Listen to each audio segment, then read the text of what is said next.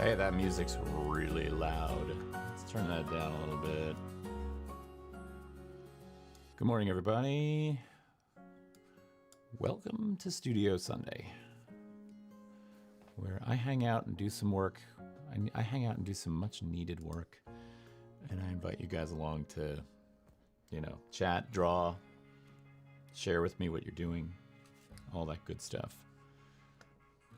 So, I'm a little discombobulated this morning for certain. Gotta figure out where I'm at with all this good stuff. One thing about running these streams is over time, as the stream gets more complex, as the demands get higher, you wind up with so much stuff. There's you can't see it, but there's wires all over the place. And I don't know what they are anymore. I'm falling over them. It's ridiculous. So, if I trip and fall and I don't get back up, it's because I'm, being electrocuted. Or, I don't know, having a moment, let's just say.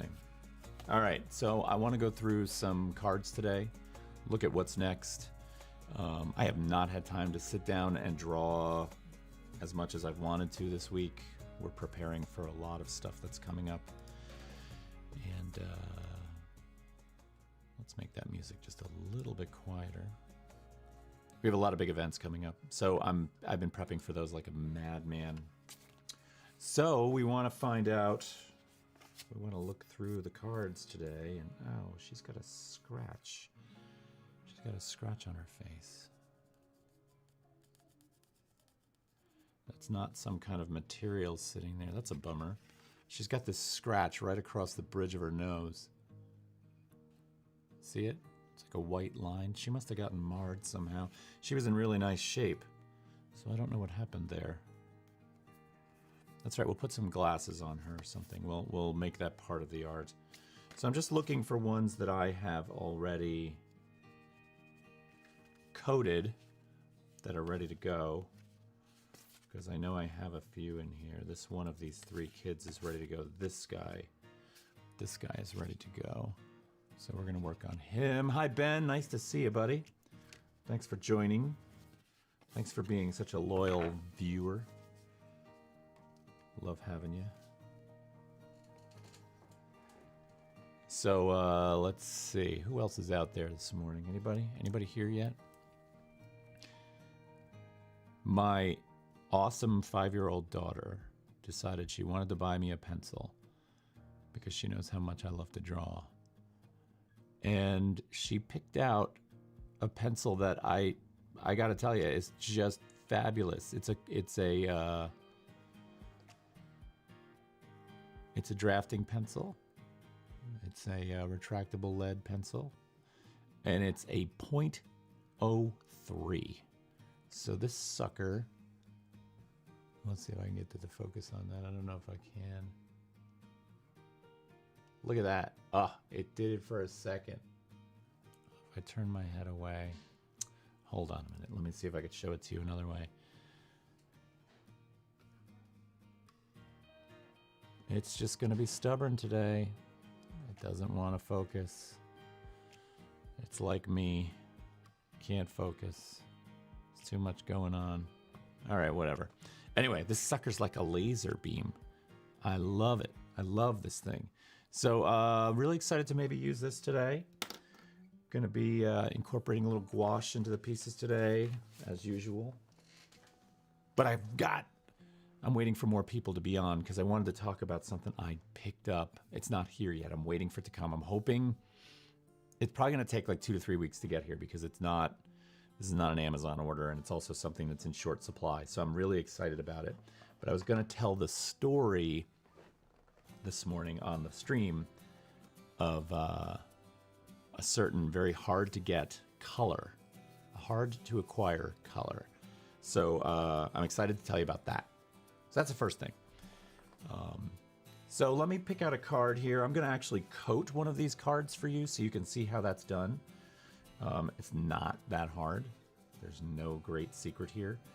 But if you're going to draw on cabinet cards, you want to protect them a little bit. So, you know, this is something that you kind of, so they have this really nice sheen to them. You can see the sheen there reflecting off the camera. There's Mom. Happy Sunday, Ma. Nice sheen on this, but that sheen is part of the photographic emulsion, right? If you look at the actual card itself, this is the photo, and it is attached to or laminated to this cardboard. The cardboard is matte. This is gloss, and the back of the card is, of course, also matte. So here's where that becomes a problem for you, is if you decide to put a coat of protective material on here, like a matte medium, and you don't do both sides, it curls. So you want to make sure that you get both sides. So we're going to do that. And I've got a really nice Princeton watercolor Velvet Touch brush. It's like a wash brush. It's got a real soft acrylic bristle. I rather like this brush, actually. So I've gotten it nice and wet. Dry it out a little bit. And then I've got some Liquitex Basics. This is upside down because the camera's upside down. So let's do it this way. Liquitex Basic Acrylic Matte Medium. You can get this. And it doesn't even have to be Liquitex. There's several companies that make this. But you can get this at just about anywhere. All right. So I just put 4 dollops of this on there. And I, with the wet brush, actually do a little mixing right on the surface, right? While my brush is wet, I want to get into that cardstock. I don't want to saturate the cardstock, but I want to make sure that my medium hits that cardstock well, right? I like the fact that this is very wet because I know that the medium is in there, the matte medium is in there, but I'm not putting on thick brush strokes. Now that I've got that, I'm going to flip right to the back side and immediately give it a coat. This way they dry at the same rate. If they're drying at the same rate, they're pulling against each other equally. And they're not going to curl. Now the other thing I do is I take my brush and I stick it in a big cup of water rather than just give it a quick rinse and damp it out or blot it out. I put it in a big cup of liquid, and the reason is this medium gets inside those synthetic fibers and dries up and hardens the brush slowly from the ferrule of the brush down. The ferrule is that section of the brush that's metal that holds your bristles. So it gets deep into that, and you don't get that material out of there. And then slowly the brush hardens from the top down, and you ruin your brush. Now, she's actually drying pretty quickly. Information for viewers. I opened my Liquitex matte medium from 1990 and it is still good. Great product. So that is a 31-year-old bottle of matte medium. That's fantastic. We just for saying that, we should have Liquitex sponsorship. I mean, come on. Or is it a great product, or is it a great bottle? That bottle must be like vacuum sealed. All right, so we're just going to give this a little air. The back already is it's not cured, but it is dry, right? There's a difference between cured and dried. So in any material, the dry time is one thing, and the full cure time is another. So in the case of acrylics, they polymerize, meaning they turn into a plastic. So the skin that forms when that polymerization takes place would be, once it forms, it feels like it's dry. But if you were to take your fingernail and dig into it, you'd notice that underneath it might still have a certain, dampness or wetness factor to it. Same with oil paints, much slower. The skin that forms over the top of an oil paint makes it feel dry to the touch. But if you have like a globule of oil paint on a painting, it might stay wet below that surface, below that skin, for decades, years, but maybe not, a long time. And that also depends on the color. There are a lot of factors that go into that. So Dry time is what we feel. Cure time is the actual completion of that chemical process, whatever that might be. Oh, you can hear the wind. Not exactly a pleasant ASMR experience. All right, so what are we doing here? We're waiting for her to dry. We're going to work on this guy. But I wanted to tell a story about a certain black paint. Both, and it's the giant size. Yeah, well, volume helps when it comes to keeping things from drying up, right? So let's tell a little story before we get started. There is a black paint that has been developed by the U.S. military, and it is the blackest black ever invented, right? So we tell this story a lot. Like, I talk about color and paint in the show. We talk about color at night on the Large Glass Show. And the technology of color, how color was made throughout the centuries, really shaped, steered, and dictated how paintings came to be. And oftentimes, hang on, I gotta do some work here.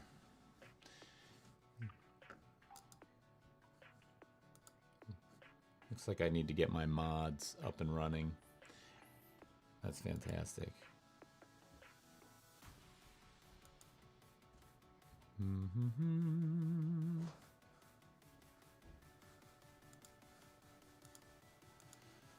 Okay.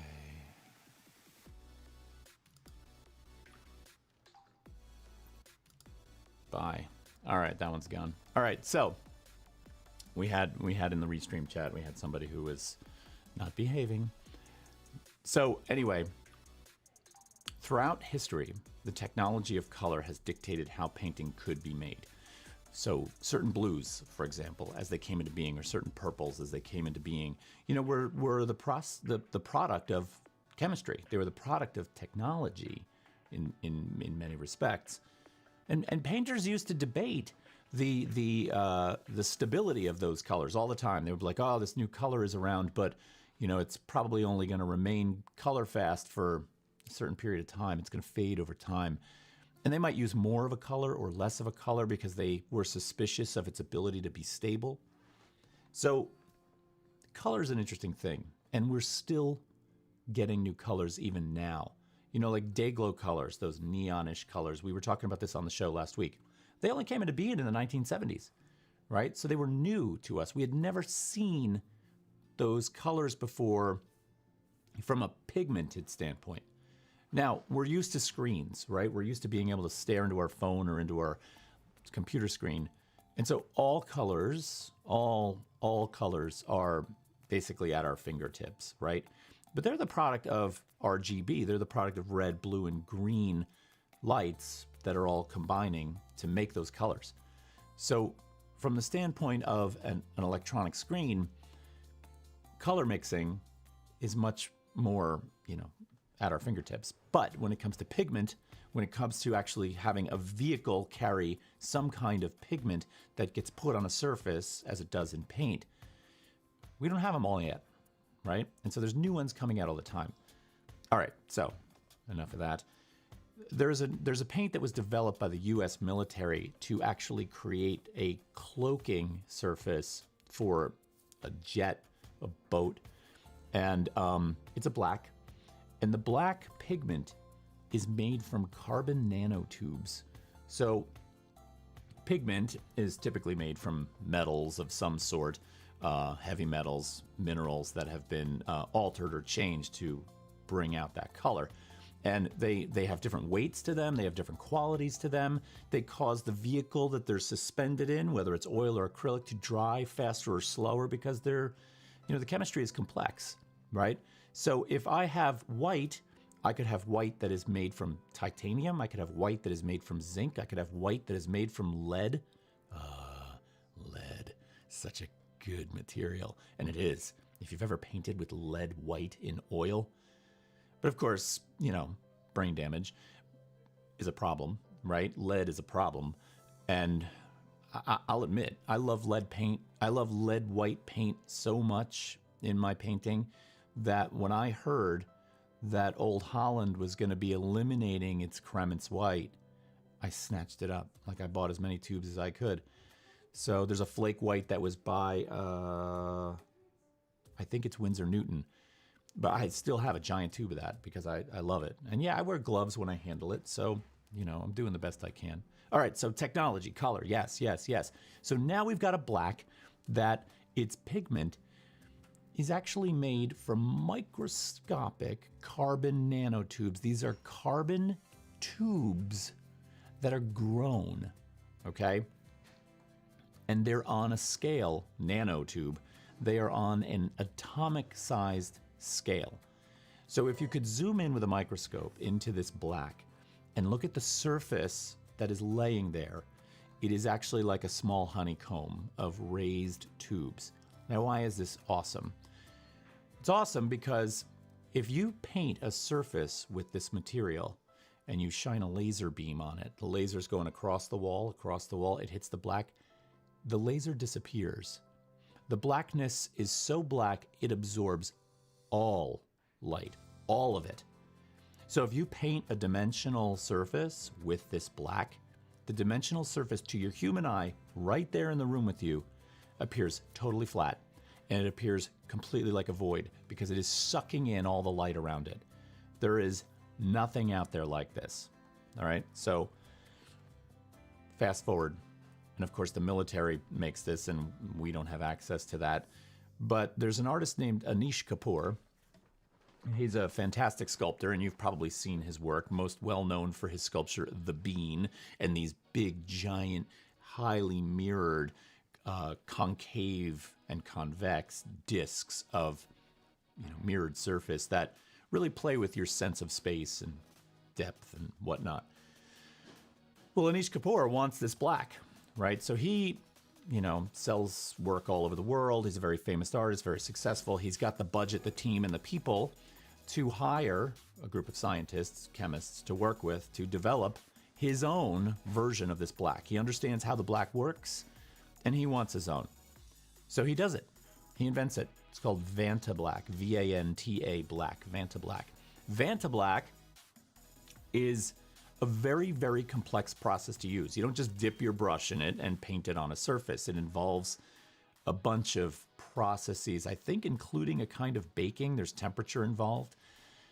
But ultimately, you wind up with a surface that is made up of carbon nanotubes.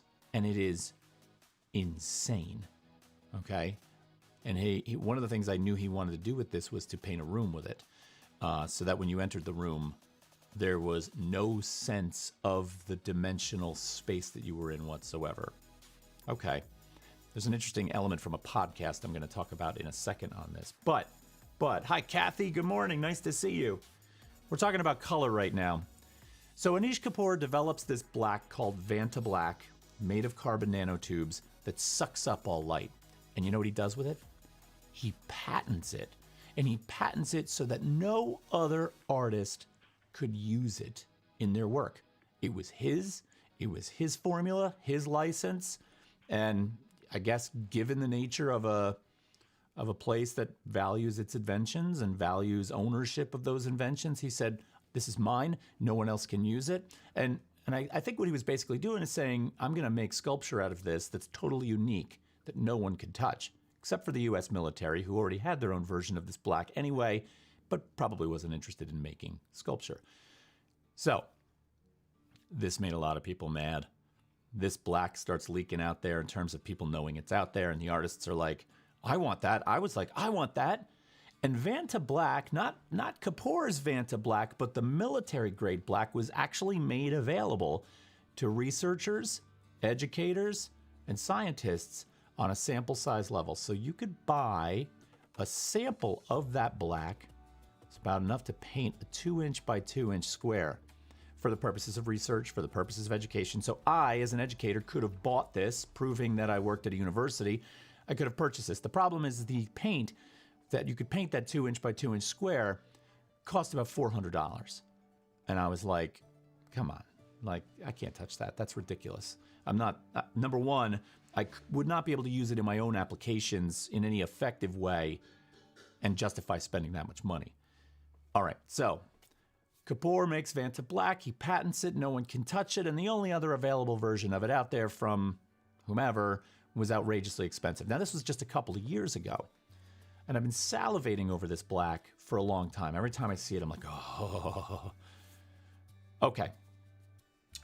Another artist, Great Britain, calls himself Semple, S-E-M-P-L-E, Semple, says, I don't like this guy, Anish Kapoor. This is ridiculous.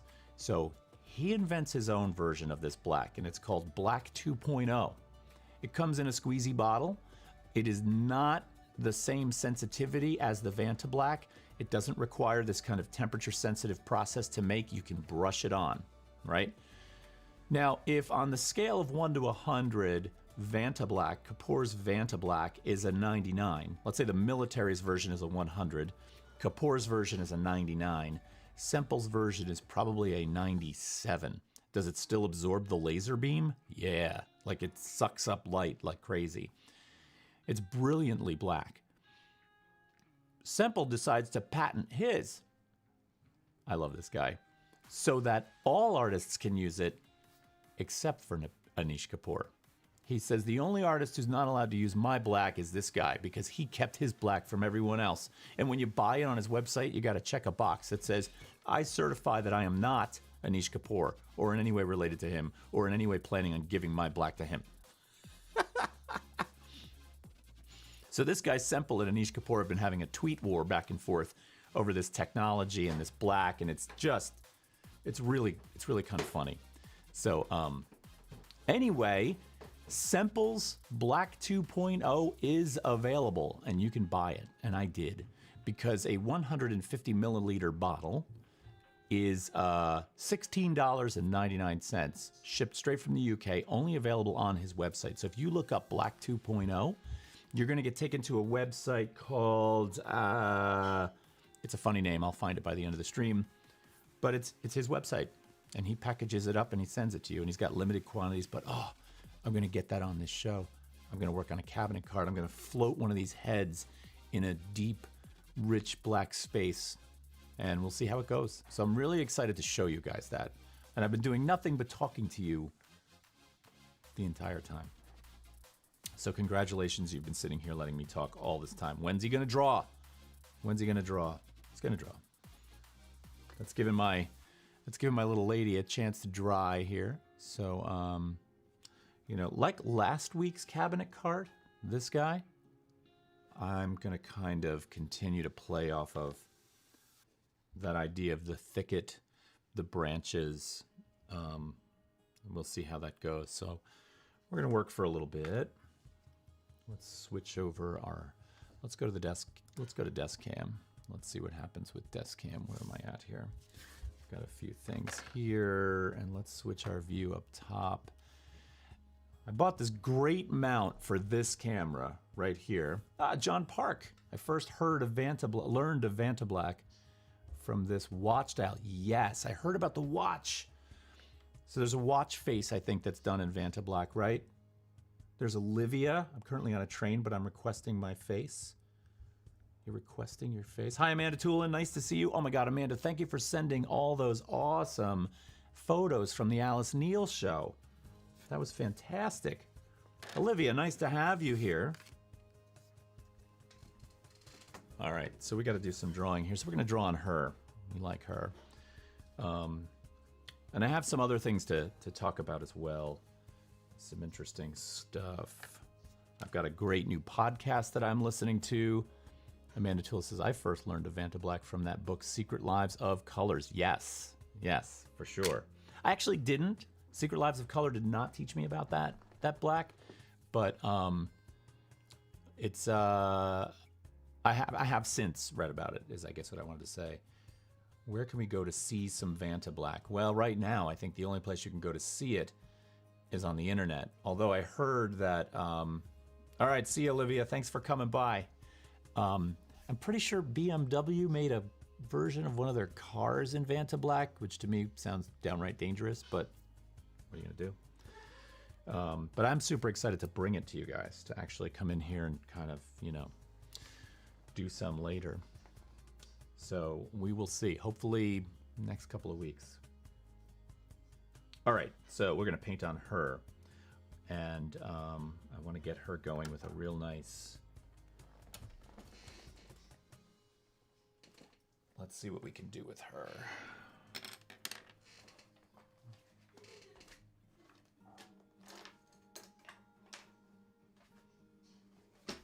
Furiously flipping through all of my materials and supplies here. There we go.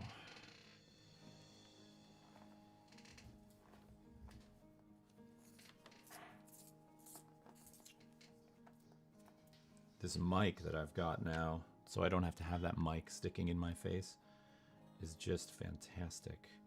And you can really hear things. Check this out, you ready?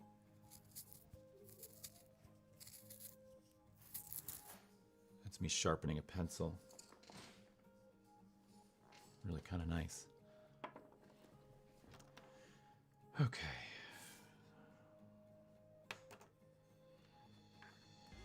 So we're not too sure about her, but we're just going to start in. We're just going to jump right in.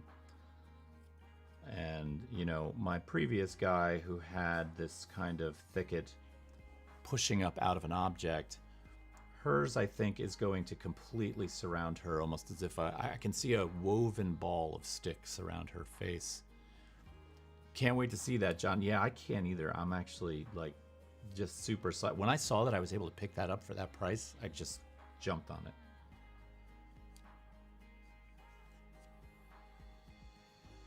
All right.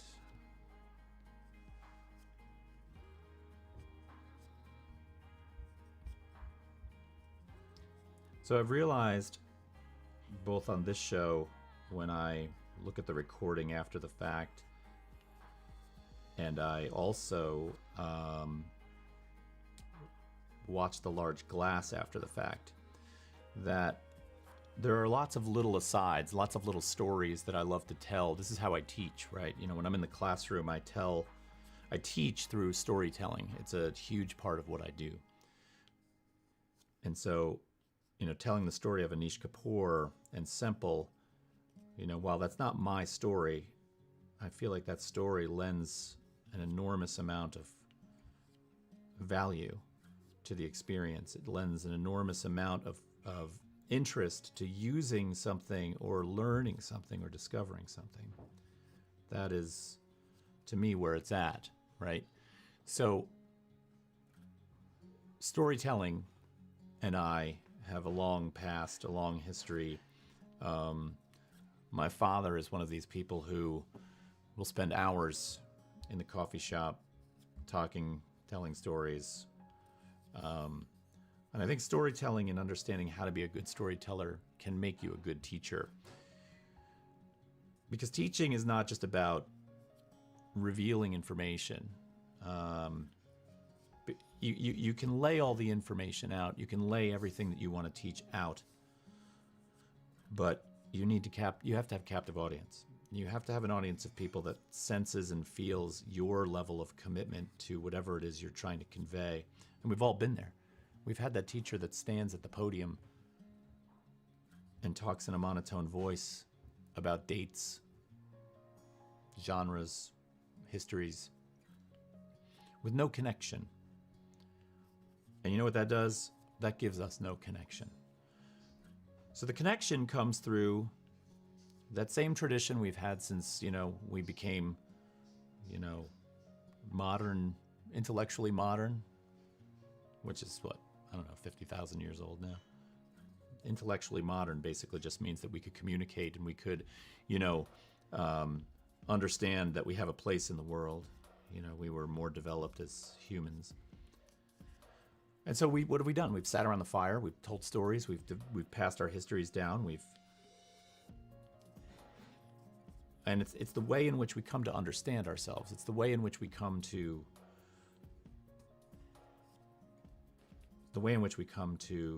value our history, value our place in all of this. If we came from nothing and we knew that when we depart, we left nothing, well then, what good are we?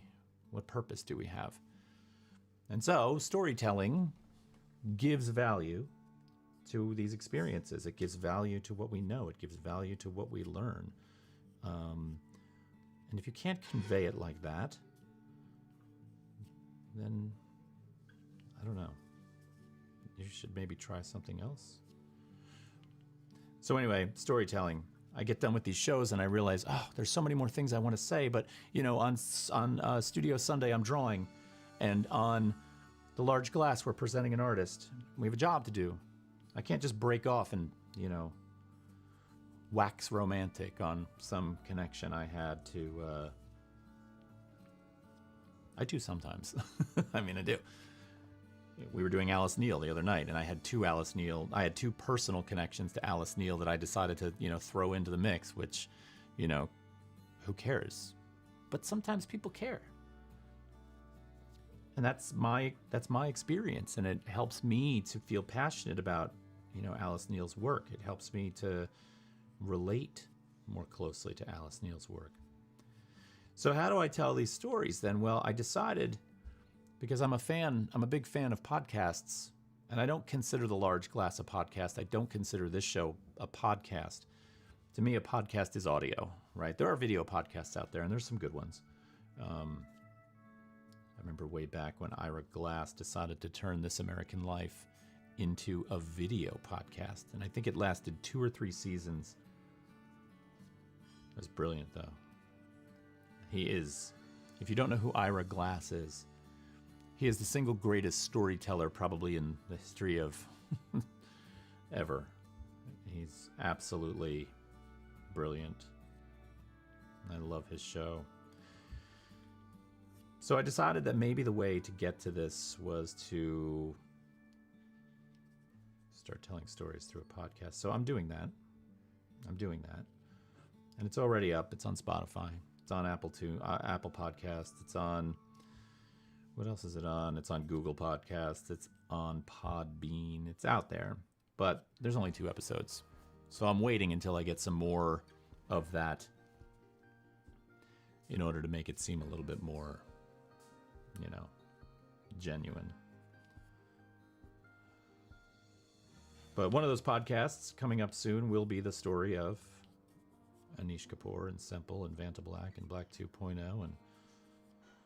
But I want to do it, I want to, of course, make it a teaching moment, right? There's more than storytelling. There's more to this storytelling for me than just telling the story. That's exciting. You know, you're sitting around the table with your friends having a dinner party and you know, relate a story like that. Great. It helps if they're artists. It helps if they're interested in that sort of thing, you know. So here is that song that gets me DMCA'd every time, even though it's supposed to be free.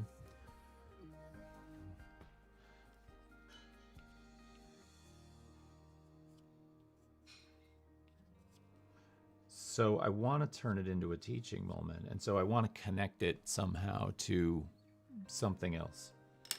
And of course you can, right? So for example, the Semple Anish Kapoor story could become something that relates to, say, Yves Klein, right, who developed his own blue. It's his blue. He makes work out of this blue. He patented the blue. The thought of patenting a color is strange to us because we've just always had all color at our fingertips, right? It's just something we expect.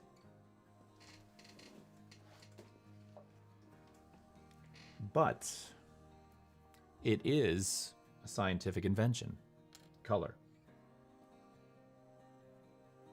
And just like if I developed a pill that could take away cancer, and I would probably, well, I'm a little bit different than most people. I probably wouldn't patent it in a way. I would patent it, of course, but I would push that patent towards something that maybe could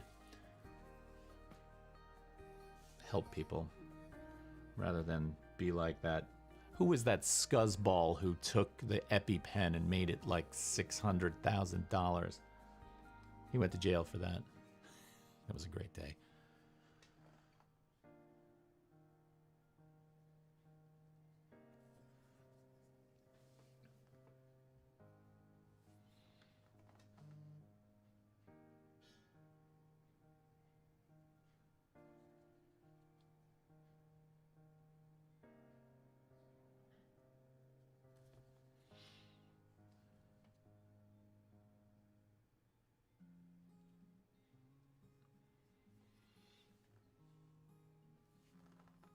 Oh, Ben Farley is here? Ben, I didn't even know you were here.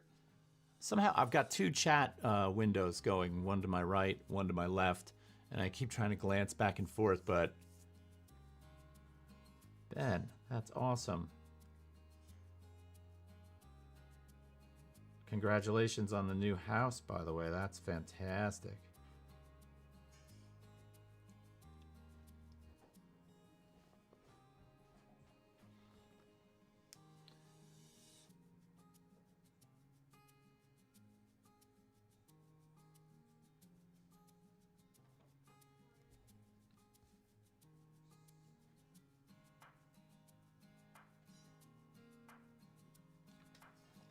I can see her, I can see these branches that wrap up and around her head being like this combo of black and white.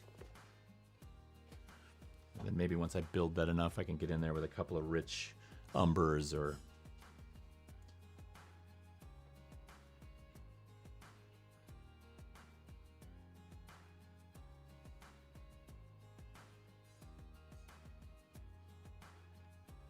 Ben, I'm sure he remembers you. He might have been like, oh, this guy's not going to answer the fact that I'm here, so I'm leaving. He might have taken off. Sorry, Ben.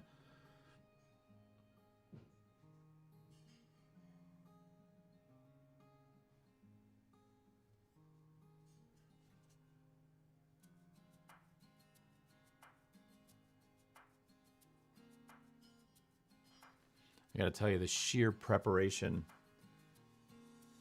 for our week ahead has been exhausting.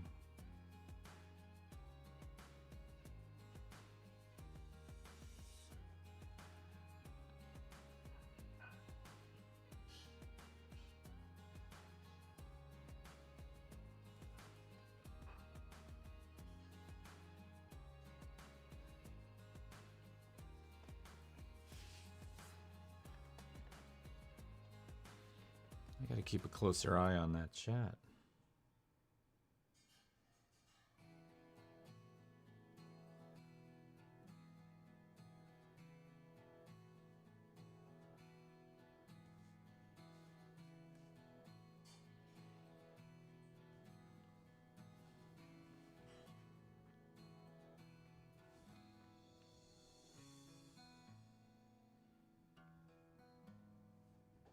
So one of my favorite podcasters, and I cycle through podcasters, right? One of my current. Thanks. Yeah, I'm actually pleased with the way this is starting to turn out. So thank you. My current favorite podcaster just did an episode that was brilliant, and of course the title of the episode sucked me right in, because as many of you know, I'm a big fan of, audio and listening to stereos and, playing reel-to-reel tapes and vintage stuff, and, audio-wise, right? I love that. And his podcast was about stereo sound and 13th century painting, which I was like, all right, I got to give this one a listen. And it was just genius. He starts talking about the history of 2D image making, and that for thousands and thousands and thousands of years go back to the cave paintings. He says that man's ability to render a likeness of himself or animals or trees was terrible. And that in tens of thousands of years of 2D image making, cave paintings we didn't come very far. We didn't develop. And then in the 13th century, Giotto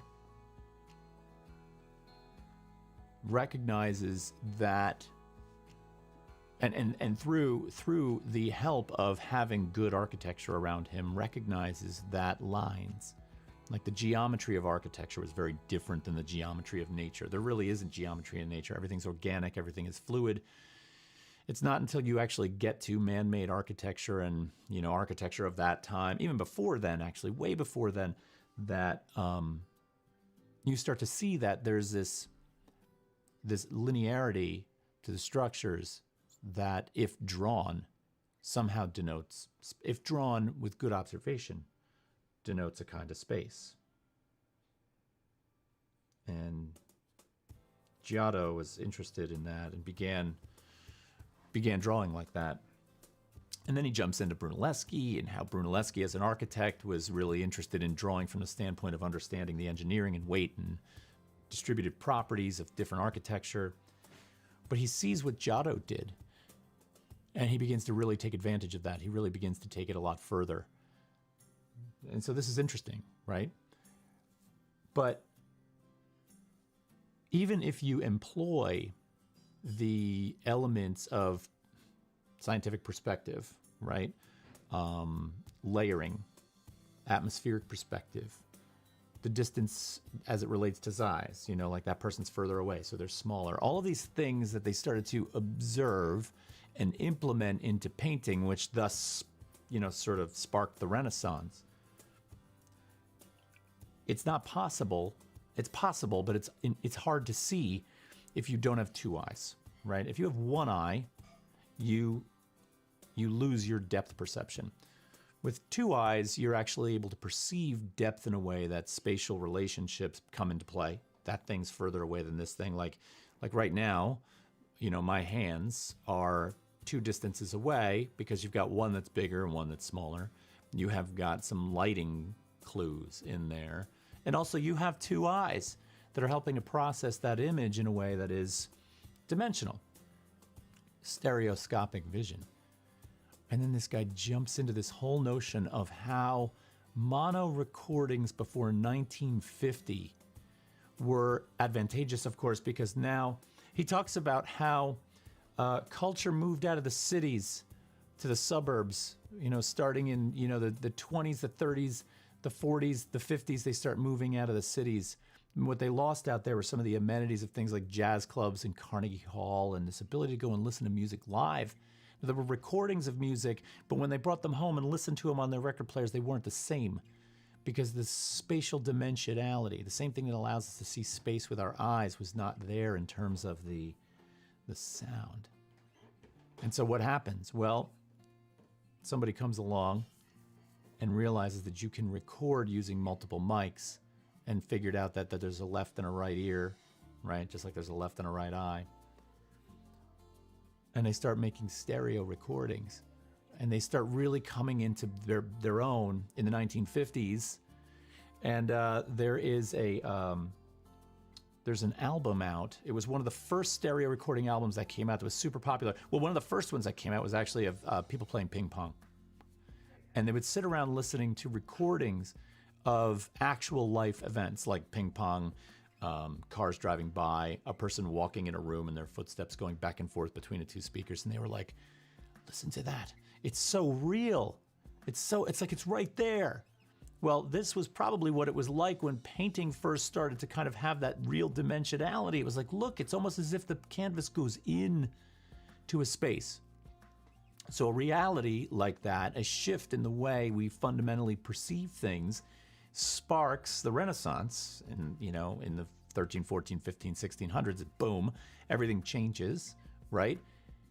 And in the 1950s, the same thing that happened with our ears sparks an entire movement of music. Music changes at that point more rapidly in terms of genre style and what's out there, faster than it ever did in all of musical history. All of a sudden, it just rock, the blues, rock and roll, jazz, everything just now begins to just, because what? Because now we're able to take that dimensionality home with us, play something over and over again. Inspiration's able to sort of drive itself at a much faster rate, and bam, you got things like the Beatles, you got things like, the 60s were, for music, were because that stereo sort of came into play. It's fascinating stuff. This guy's podcast is so good. I would love to be able to tell a story like this guy can. Plus, he's Irish, and he swears like a truck driver. So imagine a guy talking about something that deeply intellectual, that beautifully educative, and it is peppered with, find the worst word you can think of, it's in there a lot.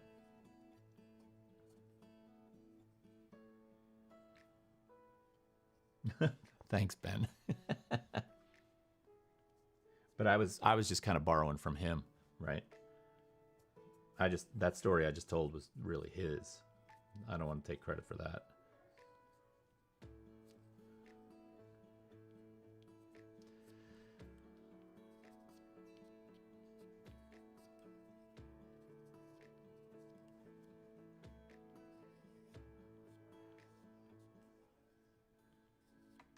Tell a great story. Is that a request? I gotta work on my girl here. I gotta get this thing on her done. I also think I want this. This is gonna become very sort of Nick Cave sound suit like, I have a feeling. I think yeah, Ben, that's a good point. I think we all borrow from one another all the time. I think that's really important. That's actually what one of my podcasts is on, is about this, this notion of mimicry. And how that is what propels us into new ideas, right?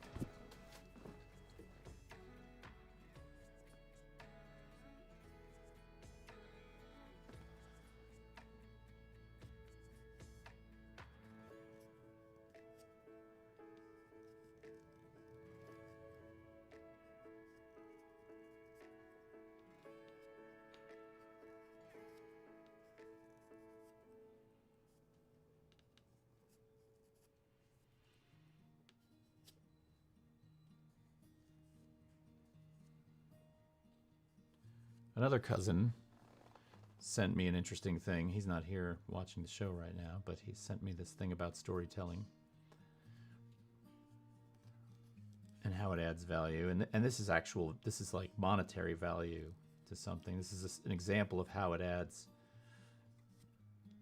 a kind of monetary value to things. But this guy's told a story about another person who bought on eBay a whole bunch of useless items.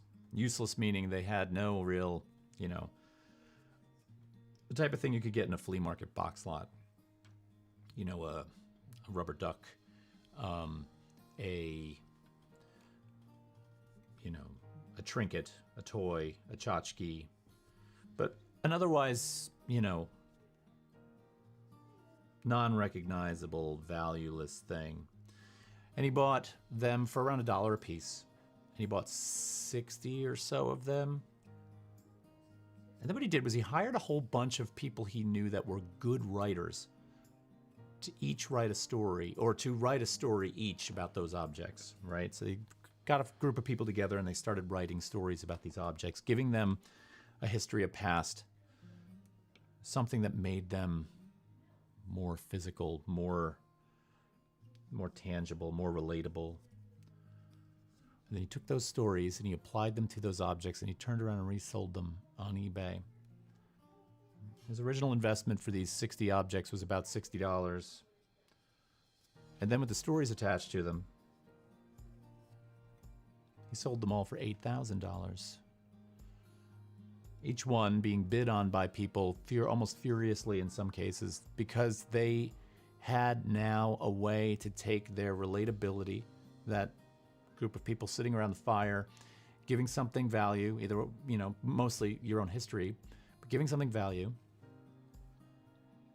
and the excitement that comes from that. And no, I don't think that everything is, I don't think that, I think that what this does is it's just another example of how storytelling adds value, but, I'm not suggesting that we all go out there and, make up narratives about useless things so that we can profit from other people's, I would hate to see our ability to relate to stories whittled down and we become suspicious of it because we were duped. That's not what I'm advocating here.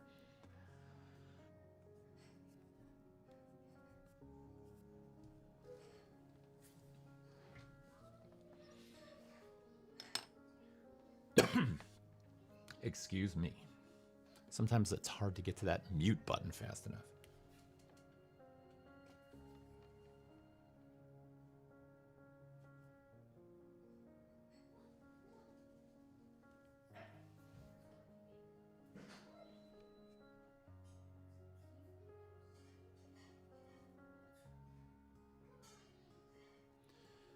You can hear all the sounds of the kitchen in the background, I think.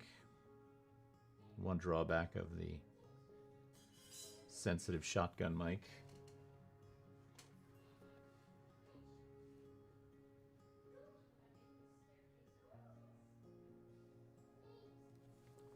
Hold on one second.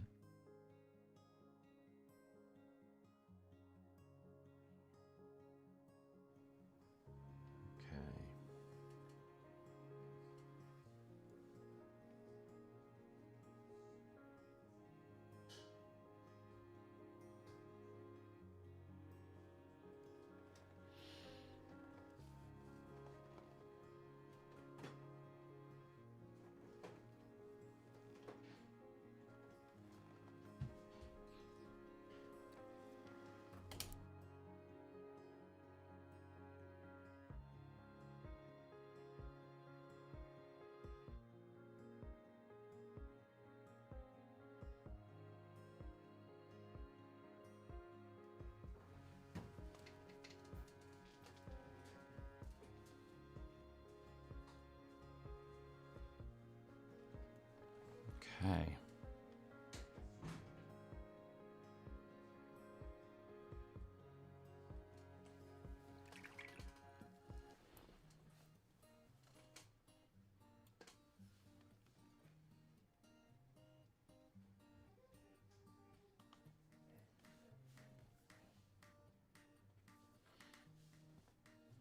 So what are you guys working on today? I never even asked. What's the plan? What do you have going?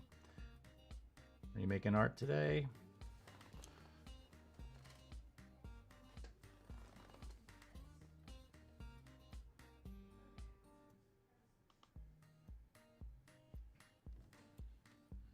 I got to tell you, the whole Teenies renovation has had to take a whole new turn because, you know, we're just in the middle of putting on the last surfaces on the walls, and, you know, all of a sudden the world of building materials vaults its price range into the stratosphere. Like a 2x4 is like ridiculously expensive. It's up like 3 times what it normally is. So we're trying to figure out how to do this project without going broke. Let's see. Mom says a Sannon, did I pronounce that correctly? A Sannon goat standing next to a barn. Amanda's working on an oil painting. Nice. Thank you for not doing your other work today. That's cool. Ben says I designed a photo for the new painting I'm going to be doing. Awesome. Oh, but Amanda says, but not yet. Going from Brooklyn to Long Island. So you're on the train, eh? Or maybe you're in the car. I hope you're on the train and not in the car.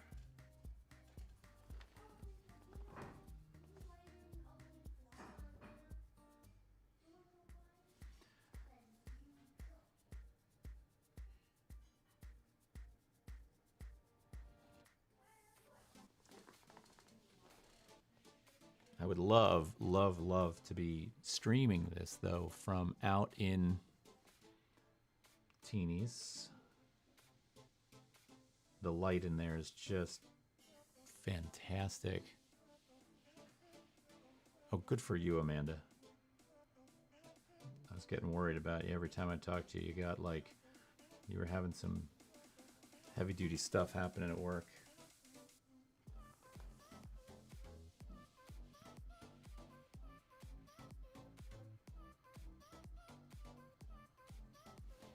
I'm starting to like her. She's like, I kind of want to see this one walking down the street. There's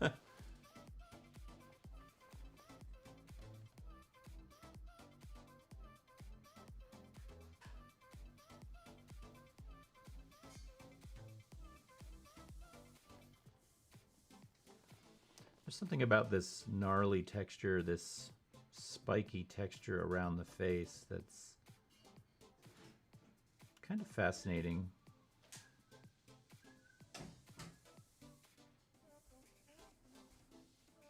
I pulled a full all-nighter last week, so I was given a day off. Ugh, all-nighters. More power to you. I'll tell you, Amanda, when you hit my age, the all-nighter, I'm sorry, you read all these stories about how artistic genius, people with successful artistic genius are those who were able to stay up all night. No. No.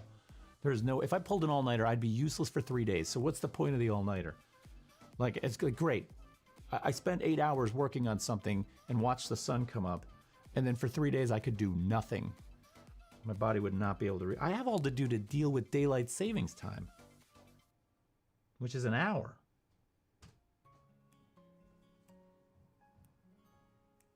Maybe I'm just weak. But I'm not ashamed to say that. I feel like that's okay.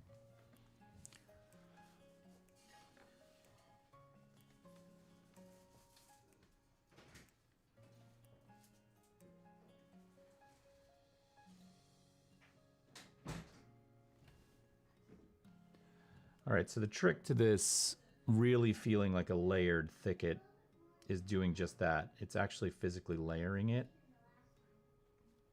So I'm going to be moving through, like, you're going to see it get a little too white. Then I'm going to go back in with that black aquarelle brush or pencil, and I'm going to go back into it. Then I'm going to go over it again and again and again. So we'll see how that goes. We'll see how that goes. Thanks, Ben. Appreciate you saying I'm not weak.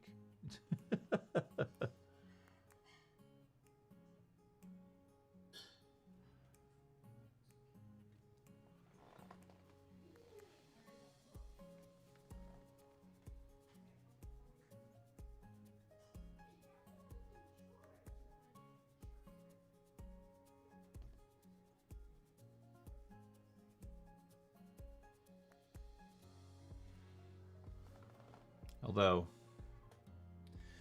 life, when it catches up to you and you've got all these things to do, sometimes I look back on some of that work I did in graduate school, the sculptures I made, even undergraduate, and I'm like, oh my God, I could not even imagine making something like that.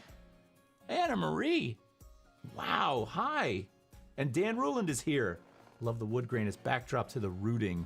Oh yeah, that's kind of cool, right? I got this oak thing going on here. And Anna Marie is here? Man, I haven't seen you in forever. I hope you're just as fabulous as you have always been.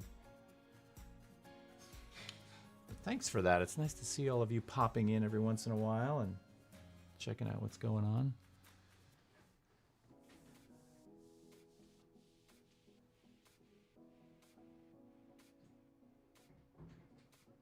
Yeah, my notion of making sculpture out of, using these as ideations for sculptures I would eventually make and wear and maybe do performance in, or not performance, but just shoot a video, right? Is both fascinating and it seems like it's so far away. Ben, that actually is very true.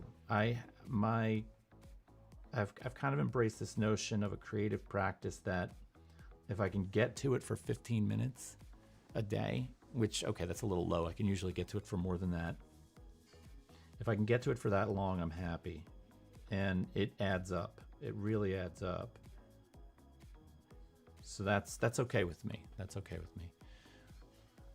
But some of these cabinet cards that I've been working on, this notion of possibly, making them into a sculpture that I could wear is on my mind. Like I would love to make, where is it?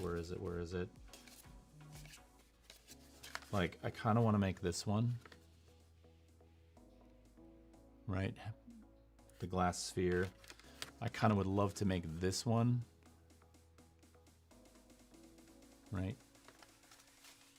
Mom says, can't wait till next weekend. Yeah, I'm with you there.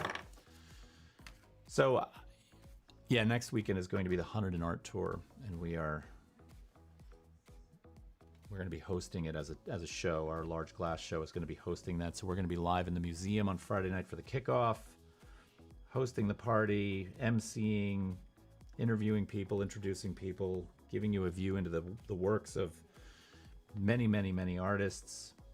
And then on the weekend, we're actually going to be going to a couple of these locations to broadcast live from the location for their, you know, various festivities.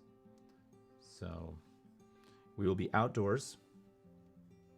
If it rains, we'll be doing it from back here. But I'm excited about that. I think that's going to give some really cool insight into the local art scene.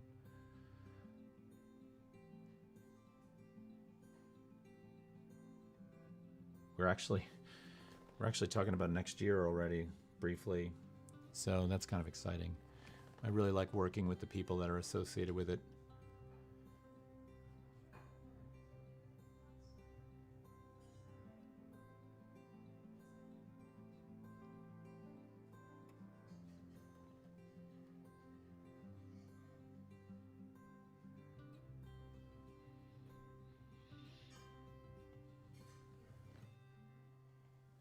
Yeah, Ben, I hear that. You know, detail is a blessing and a curse, right?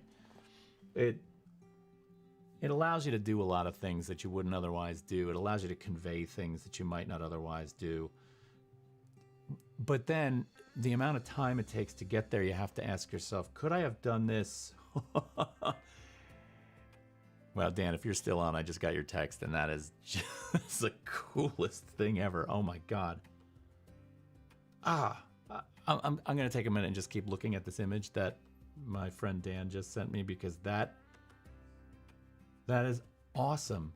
Oh my God.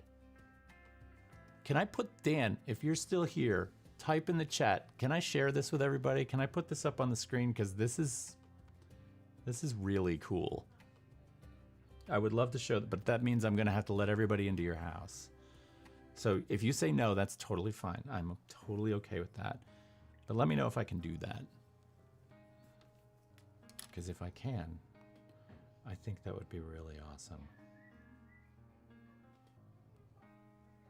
Let's see if I can move that over to my computer, just in preparation for a possible. Kathy Nolte says, are you going to turn your Lunchbox drawings into a book? Kathy, yes. The answer to that is a solid yes. And the problem is, number one, you know, I'm an artist. I am not a book designer. So designing a book for me is really challenging. I've tried it on a number of occasions, and I think part of the trepidation is I have a lot of friends who are designers in that capacity, and they're really good at it, and I watch them do it, and it's just like boom, boom, boom, and then I sit down to do it, and I look at what I've got, and I'm like, God, this is garbage. And it's frustrating. So, and then you want to say to people, you want to say, hey, will you help me design this book? And they're like, yeah, sure. And I'm doing that thing that everyone does to me. They're like, oh, you're an artist. You can help me draw this thing. Thanks. And then off they go. So, you know, designers and artists, of course, need to be compensated for what they do.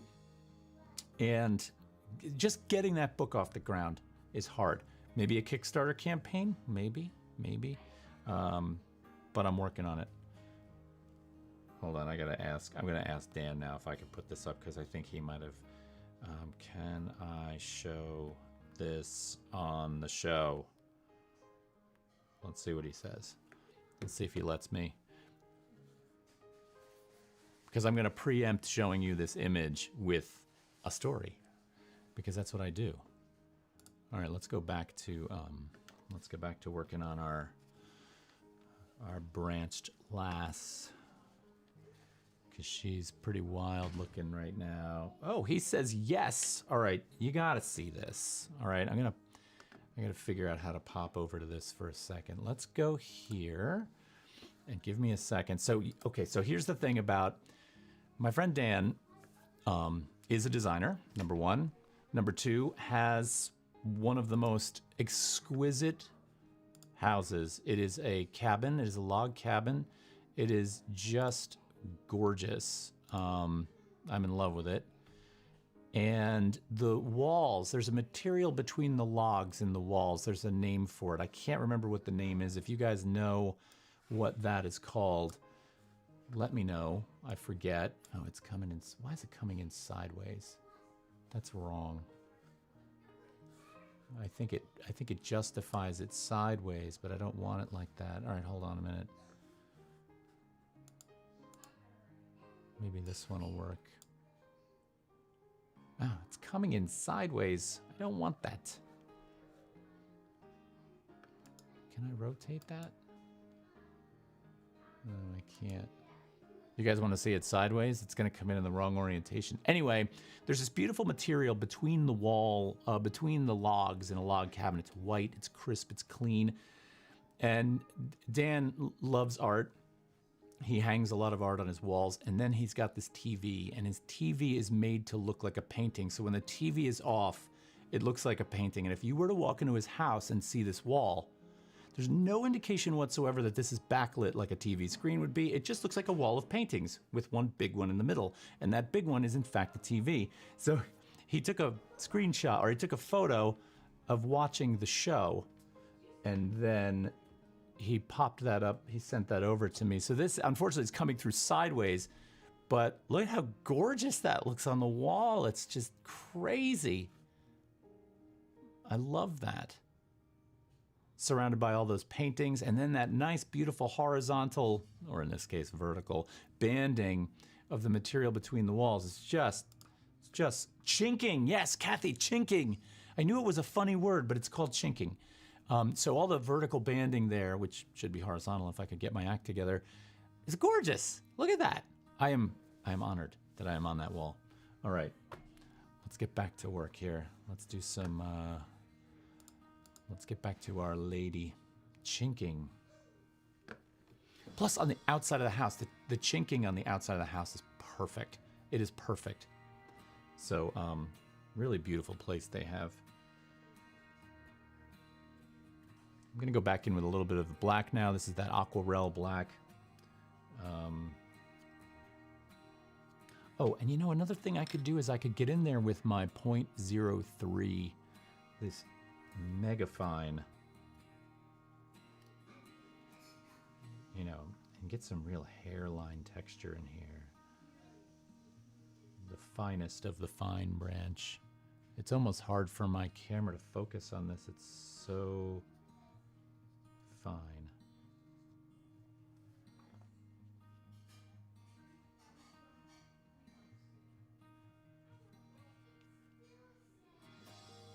This is almost fine enough that I could go back over the white and create the branch texture of the white, right? Like, look at how that works. That's really nice.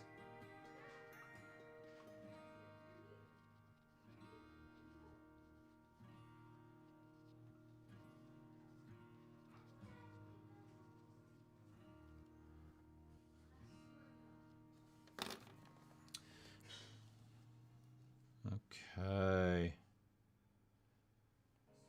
I tried to, but can't comment with the photo. Oh, all right. You mean on the show? I think he means on the show. I think he was probably trying to tell us what the material was in the walls. I love this because the sheer amount of communication that's going on right now. I mean, think about this, like 40 years ago, 30 years ago. We're broadcasting a show. People are sending us images by phone and talking about what... If you were to seal these cards, what would you use? That's a very easy question to answer. I would really just use some spray fixative. And spray fixative, you know, the thing I can't stress enough about that is, number one, please do it outdoors. You know that already. I know you know that, but some people don't.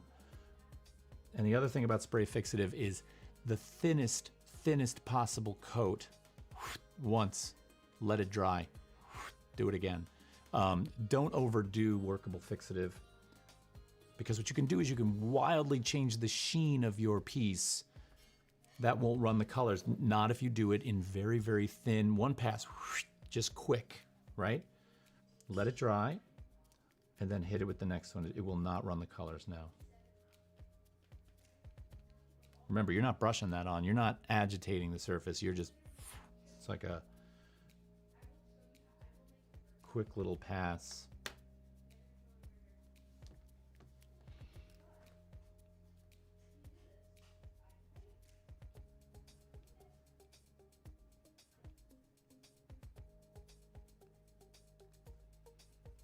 See, right there, it's really hard to see, but right there is where the graphite of the pencil and the white of the gouache do their thing. There's like a magic that happens there when one lays on top of the other. It is a combination of materials that I just love.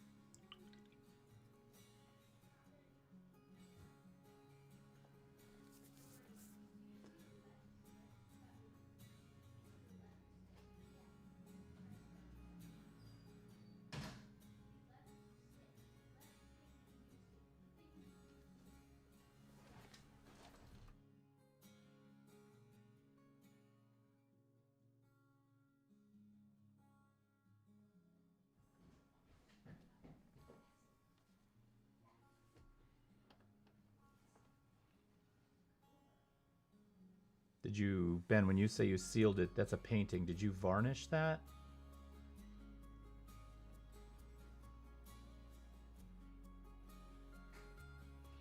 I just got a new thing of Winsor Newton varnish for some older oil paintings I had done. I'm looking forward to getting that going.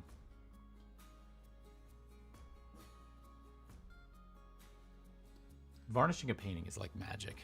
It's like you lay that first layer of liquid on top of that old paint. It's just like, phew.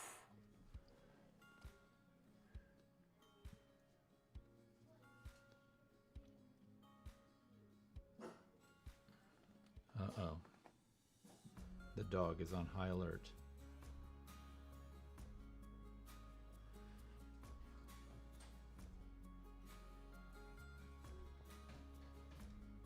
Used a matte sealer. Okay. Yeah, it's probably the same idea as a varnish, but not a formal varnish. I gotcha.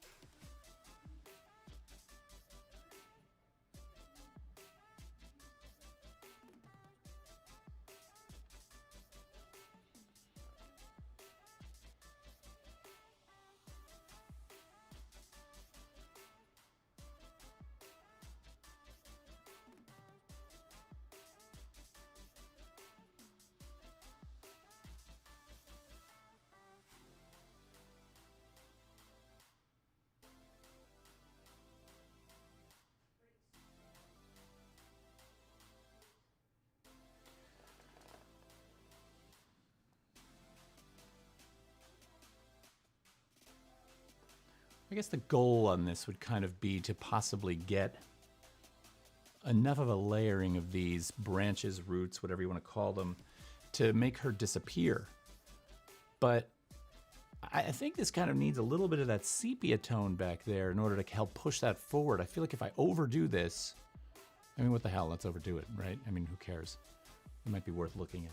But there's this part of me that's saying, no, leave a little of sepia tone because now it's more of a wearable object that looks like it's on her than this other thing stuck on top of the page.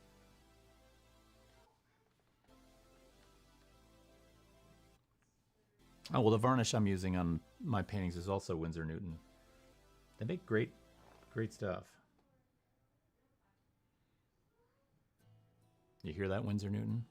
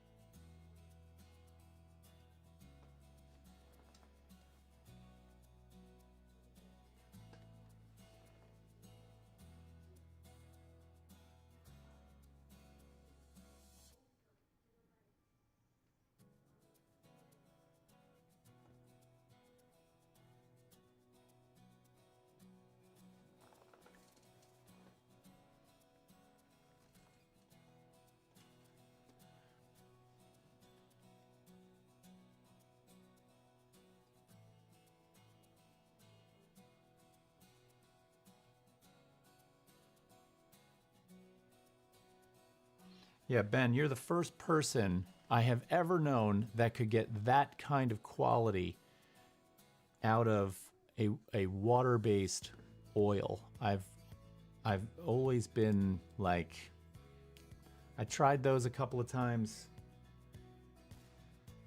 and I just can't make those work. I just can't. So, you know, good job on that for sure.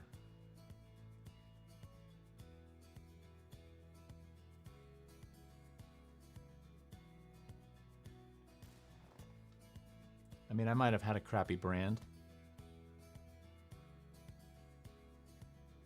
No, as a matter of fact, I'm certain I had a crappy brand because I remember finding them a long time ago when I used to TA in grad school. We could get summer work cleaning out the student lockers, and it was the job you wanted because students would come to RISD, and they would leave, and they'd just leave behind everything, and so you'd find like the most incredible materials, like really, really good stuff. I remember once I found a DeWalt drill, like a cordless drill. You find the greatest things, so I always wanted that job. And anyway, I'm pretty sure I got those. Those oil-based, those water-based oils out of there. They might have been garbage.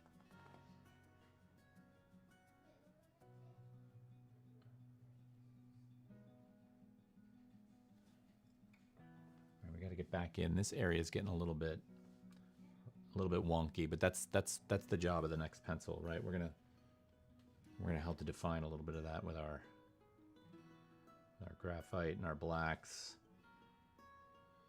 And then where this is really going to take off is when I get in there with just a little bit of brown that's going to sit on top of that white, and it's going to look really great. I say that now and watch it be a total disaster.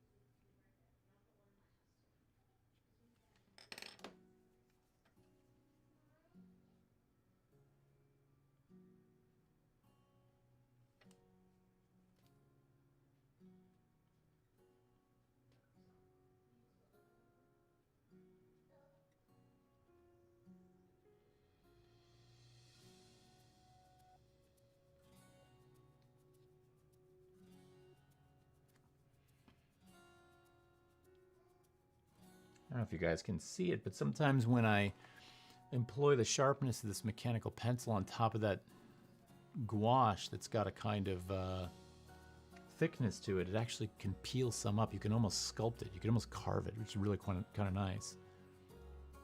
Oh, there's Cindy. Thanks. Looks great. Appreciate that. I keep forgetting to look over at my second text, my second chat room here. The chat room for Facebook and YouTube.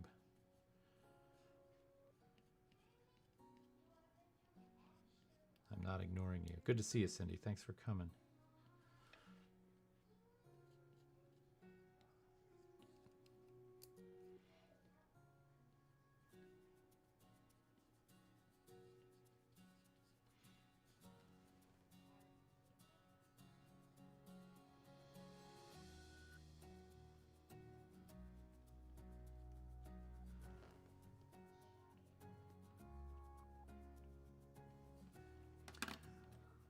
That that's totally okay.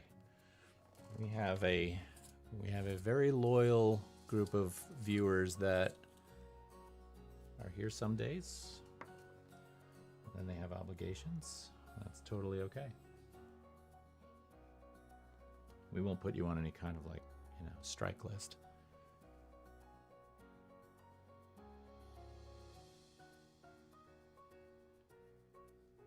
If I remember correctly, last week was a really nice day. I don't remember having that many viewers last week. I think people were all getting out.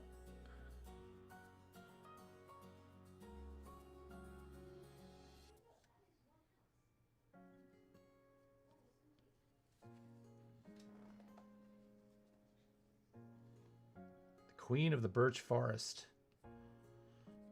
Yes. Could be. This is her way of, this is her. I like these notions of, given all the mask wearing we're doing, I like these notions of this kind of protection. Thanks. You guys are all so supportive. It's really, I kind of think of this more than it's not, to me, this is not like a show of me just sitting here while you all watch. I like this idea that we all work together, that we all are kind of like, and even if you're not actively working on a piece right now, maybe you're getting geared up or inspired too. And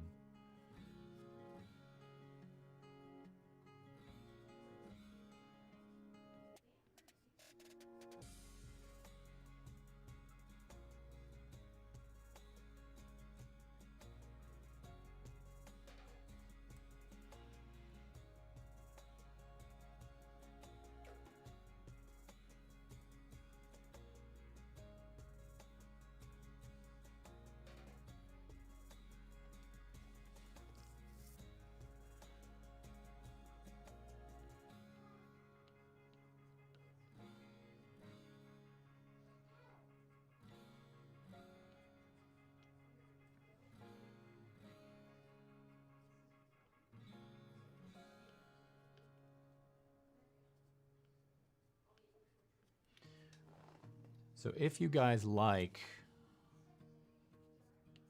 first of all, if you're here and you haven't followed, give the channel a follow.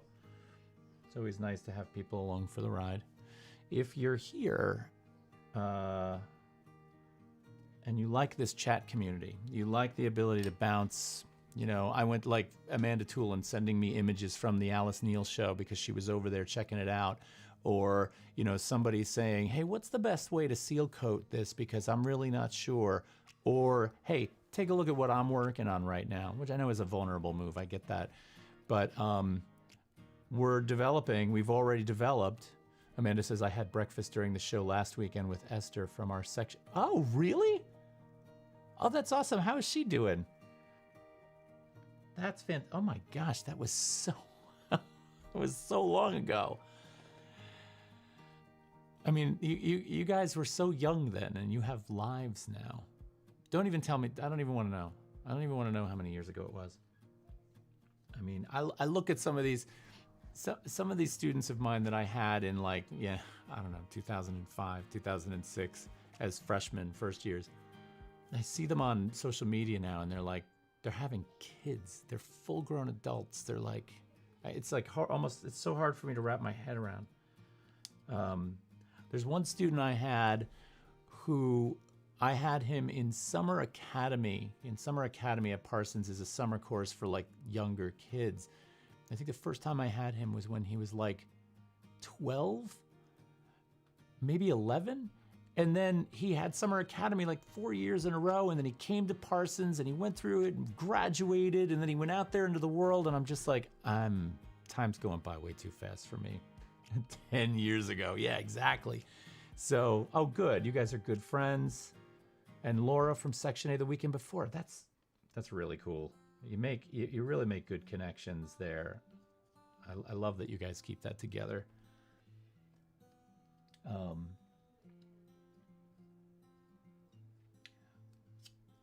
But I was just going to say about we have developed a Discord community, which is basically like this chat room, but all the time, right? So you can pop in there. So first of all, you can take Discord and you can put it on your device. You can have it on your phone, right? And it functions just like a messenger.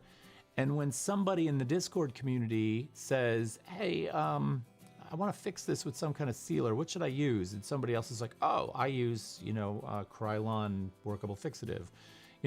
It's a way to sort of stay in touch. And I have Discord on my devices and monitor it and pop in every once in a while and have conversations with people. So I want to take this community from here and build it on that side.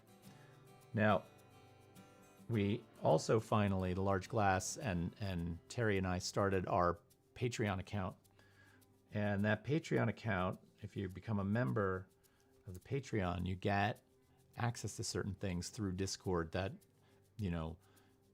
are bonuses for being a member. And one of the things we're going to do is we're going to be doing video conferences inside of Discord. They might be conversations about some kind of technique. They might be conversations about an artist, but they're going to be special editions for the Patreon community. So you would be able to jump on Discord. And the cool thing about that is rather than just being a chatter in the chat window, your camera's on. So we're all there together. It's like we're all sitting in a room together and we get to talk. So it's kind of cool.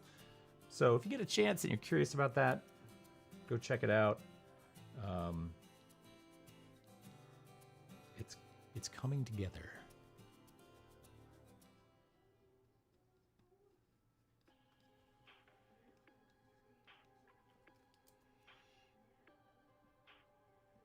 Ben, here's the other thing about detail. Is when I'm talking to all of you and I'm working, a lot of the time I'm back here, right? Like I'm sitting here. The distance my pencil and my face are away from my piece is considerable. Not the normal amount of distance one would have when they want to get in and do close things. So where I should be is here. Watch where my body shifts to.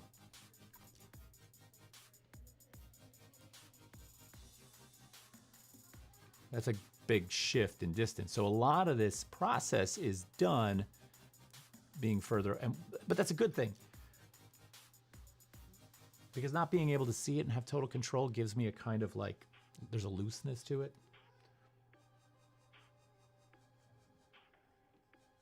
Of course, later I'm going to have to go back and tighten this whole thing up.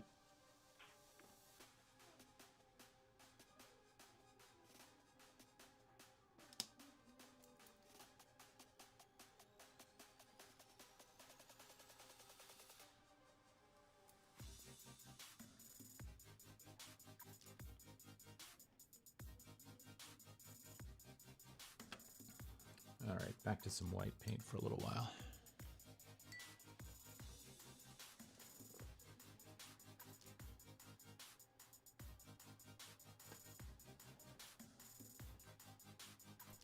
Cindy, I just saw that now. You're saying it's very inspirational. Thank you for that. I'm way behind on the comments.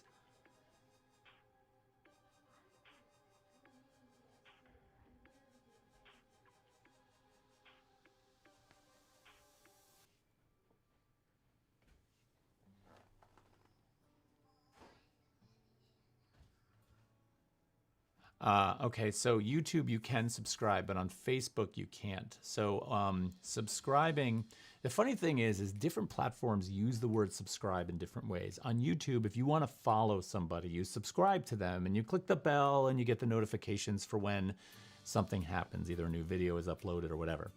Facebook, it's just like, you know, you're either friends with the person or you're not. But on Twitch, subscribe means you're paying, whereas following means you're not. And they're both fine. You know, like if you follow somebody, when they go live, you get the notification. If you subscribe to them, same thing. When they go live, you get the notification. Subscribers typically get like some bonuses, like you get cool emojis to use in the chat, or you might get some kind of like added perk. So YouTube subscribe is just a follow. Twitch subscribe is more than a follow with money. It's very confusing. But Facebook, there's none of that.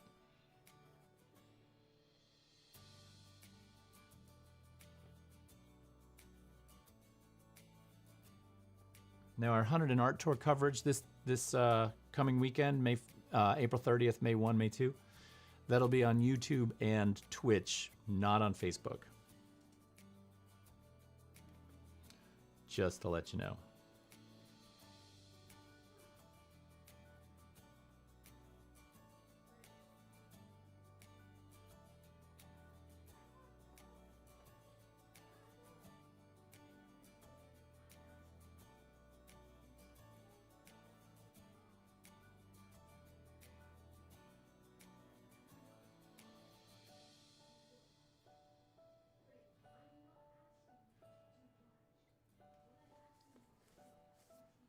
Well, I'm kind of thinking she's okay.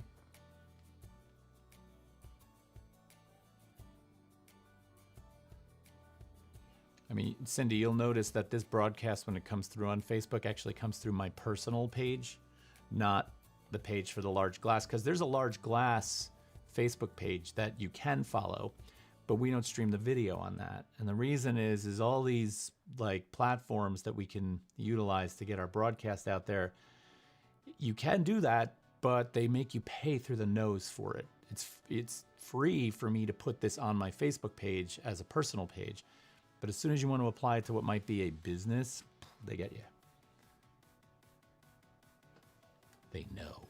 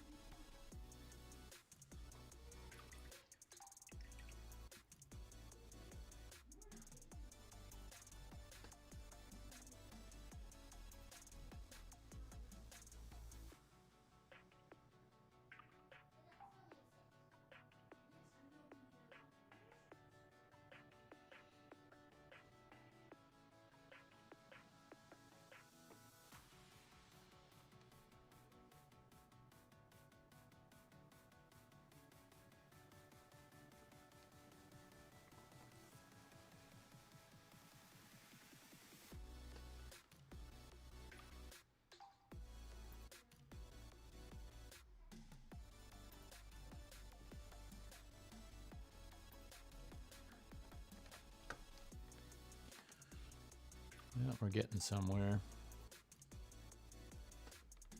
Been working on her for quite some time. Almost feel like I should move on to something else.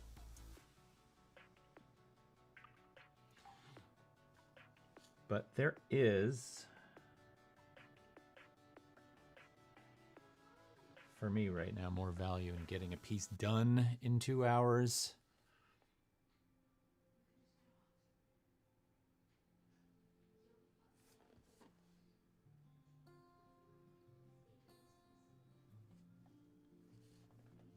By the way, next week, just so you know, next Sunday, I will have the date for you for the cabinet card workshop. I know that we've been talking about that a lot. Like I've been talking about how to do this process. And so I'm going to invite you all along to do this with me. So here's how this is going to work. You will acquire a cabinet card either through me or on your own. I'll show you where to look on Facebook or I'm sorry, on eBay. and talk about the sizes. I mean, they're typically 4x6, or there's a smaller version that might be 2.5 by 3.5, thereabouts. Anyway, you're going to come to the table with that cabinet card and all your favorite materials to draw. And we're going to work together. I'm going to talk to you about how to approach what it is you're going to draw, how to think about what you're going to draw, how to think about the different ways in which to attack. Attack is such a strange word. But how to approach initialization of that process, right? So you're going to initialize that, then you're going to react to what you've done, and then you're going to resolve that whole process. So we're going to talk about all those things, right? And it's going to be a special session for this. So it's going to be more like me teaching you rather than me just kind of drawing and sitting here and chatting with you about things. So next week I will have the date for that. It's not happening next week, but next week I will have the date. And that date is going to be in June. I just don't have the exact number in June yet. And that's going to give you the entire month of May and maybe a little bit of June to acquire your cabinet card, to acquire materials, and to sign up for this course. Is going to be cheap, like so cheap, like $5 cheap. Like I'm not committing to $5, but because I just got to figure it out. But it's going to be really inexpensive. And then I'm going to do a series of workshops like that once or twice a month, where we get into working with a technique. You'll learn a new technique. So next week I will have that date for you, and we'll go from there. So if you miss next week's show and you need to get that date from me, I'll make it available to you. I'll figure out where to put that and make sure that you get it. So I know that I've got a number of people that are interested in that and want to partake in that. So Cindy says, I opened YouTube and I see Studio Sunday, Sketchbook Sunday, Studio Sunday with Todd. But under each one it says subscribed with the bell lit, but it's listed as the large glass. It's okay. It's not a masterpiece. Okay, so here's why that's happening. I know exactly what you're talking about. The YouTube channel originally started as the large glass, right? Because that's the primary content that we were uploading to that channel. Once it got established as that, we kind of wanted to leave it like that. So the large glass is the overarching kind of umbrella that we kind of do everything under. And so this session is part of that, but it's like a little subsidiary of it, right? So Terry and I, when we host a show at a gallery, that's still the large glass, just a subsidiary of it. When we go out and plein air paint, we're going to try and live stream plein air painting, which is going to be challenging, but we're going to try that. That would be under there. Studio Sunday is the new name for Sketchbook Sunday because I felt like I wasn't doing enough in the sketchbook, so I wanted to change it. So it's a whole work in progress that's about 7 months old, and it's still kind of, the cement is still setting, like with all these little changes. So, oh, good. So Cindy, you're in. Next week I'll have the date. It'll be in June sometime.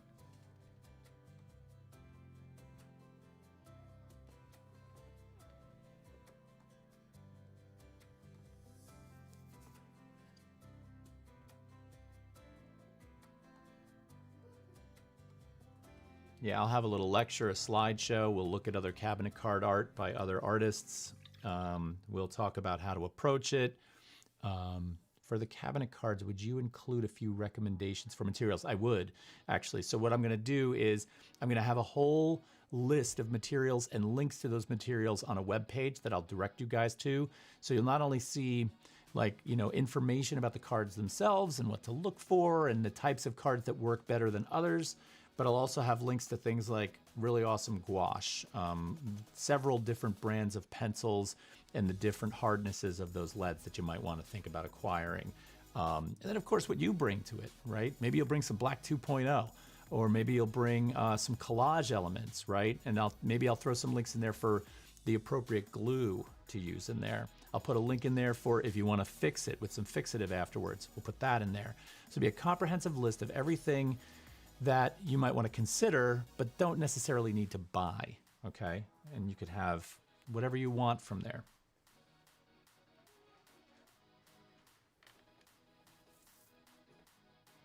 Sadly, no Black 2.0 here. Well, I know by that time I will have it, and maybe it won't work well at all. Like maybe we won't like it, but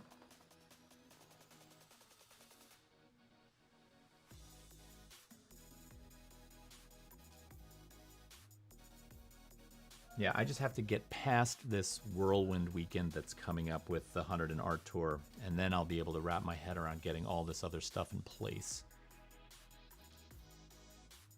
Yeah, thanks, Ben. She's feeling a little bit more, you know, the thicket is forming.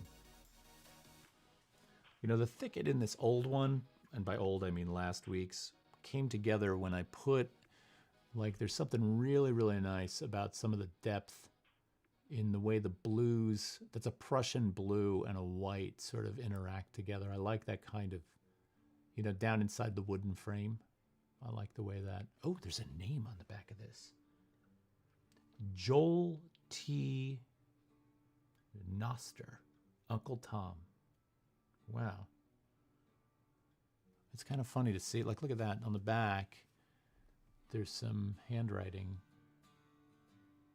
And that's the beautiful thing about these, right? Is it's both beautiful and it's, you have this pang of guilt where it's like, ugh, I'm drawing on you. You were somebody's Uncle Tom, which is, you know, good. I'm glad you get to live on. You get to live on as an art piece, right? I mean, otherwise, maybe this would have just gotten lost in a box at a flea market somewhere. So on some level, I think of it as giving a new life to what's going on with this. And on another level, I feel like I am poking at something I shouldn't be poking at by drawing on this guy. What are you going to do, right? I would hope that if there were a cabinet card of me floating around out there and I was long gone, that an artist would see something in that would want to pick it up and work on it. So who knows? Yeah, I knew somebody was going to point out the Uncle Tom thing. I'll leave it to you.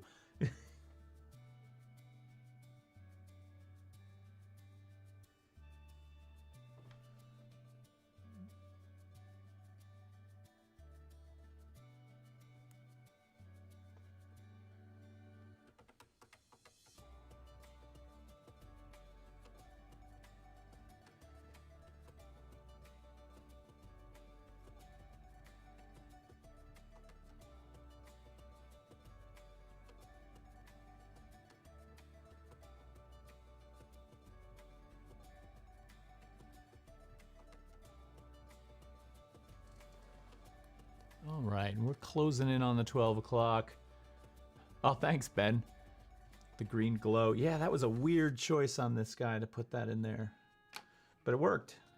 It's got a nice, rich feel to it.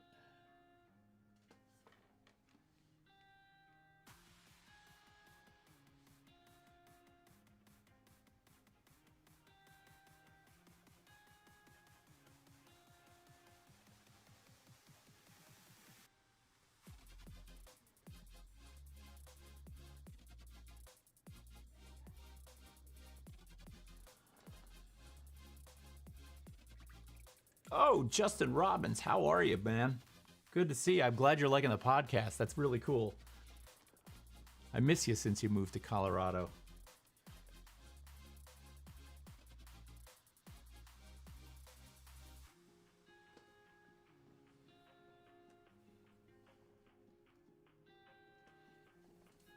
Remember those old days.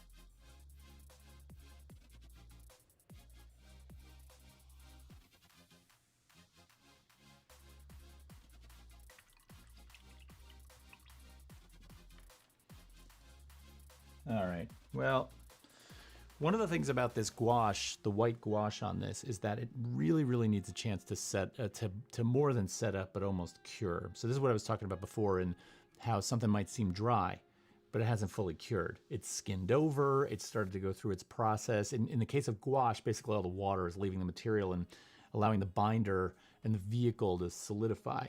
In the case of acrylic paint, it's a polymerization process where something turns into a plastic. It might skin over and feel dry to the touch, but then all of a sudden it really needs time to complete that chemical process. So while it feels dry to the touch, it might still have a certain, vulnerability underneath that skin. In the case of this gouache here, if I start hitting this with that sharp pencil, it just picks right off the page because it really hasn't had a chance to really solidify. And I really want to get into this region here and start darkening some of the under areas, give it some depth as if all those branches are sitting on top of each other. But every time I do, it feels dry, but it smudges a little bit. It's not doing what I want it to do. So I feel like she needs to sit for a little while. I might add a little bit more branch activity up in the top. Definitely some more down here. Let's do some more down in here just to finish out our 2 hours together.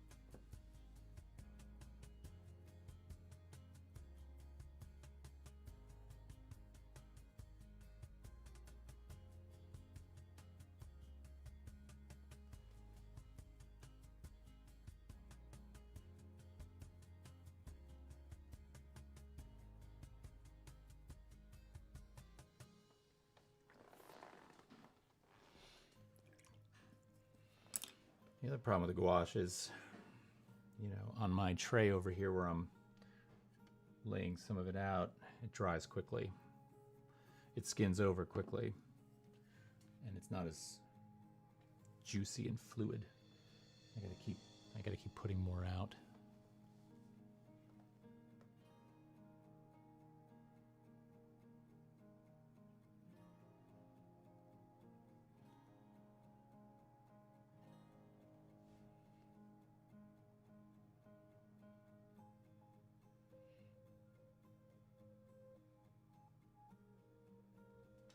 I should pull up an example. There's an interesting thing about brushes. As I'm working with this brush right now, I'm realizing something that I kind of want to share. Let me see if I can find this painting. It's going to take me a little bit. But there's something about brushes that we should remember. I've often been taught, like my mother taught me, about brush care and how important brush care is. And it is really important. I clean my brushes with soap and water when I'm done. I make sure to actually leave a little bit of that soap in the brush, just a tiny bit, so I can shape it, and then it maintains that kind of nice point. It doesn't get all gnarly. However, when you paint on canvas or linen or even panel, the brushes take a beating. And for those of you who buy brushes that are, in actual art stores, or maybe from companies like Utrecht or Blick or, wherever it is you buy your good brushes from, yes, you can totally dilute gouache with water, absolutely. And so you take away some of that opacity, which is kind of nice. You can really control it. For those of you who buy the brushes that are, they cost you. They cost you. You want a good brush, it's going to cost you. I'm looking up an image right now. It's going to take me a few minutes.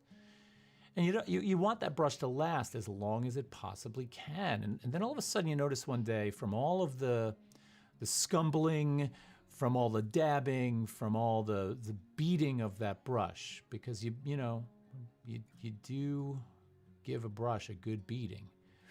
You notice that it begins to not be as sharp as it used to be. It begins to kind of, dull. Some of the hairs on it begin they roll back on you. It gets wider than you wanted it to be. And you're like, I'm done with this brush. It's over. Where the heck is this picture? You watch, it's not going to be in here. Anyway. Yeah, so glad you remembered good brush. You use Annie Bennett's brushes? Okay, Annie Bennett was my great-great-grandmother. We're talking about brushes that were around, what, in 1912? Before that, maybe? That's fantastic. Be careful with the, yeah. Careful with that, Ma. All right, I'm starting to wonder if I'm not going to get this image put up here for you. I really want to.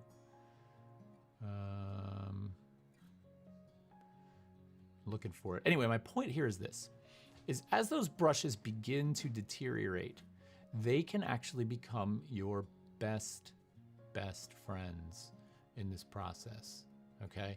Because even in the most detailed situations, right? Like I'm going to show you an image that I made, a painting that I made with a brush that you'd throw in the garbage, okay? Without a doubt. And I might even get up out of my chair to go get the brush so you can see what an absolute disaster it is. Oh, wait a minute, we might be coming to it now. You know, when you have 15,000 photographs in your Apple Photos. I know there's an easier way to find this stuff, but I'm just scrolling.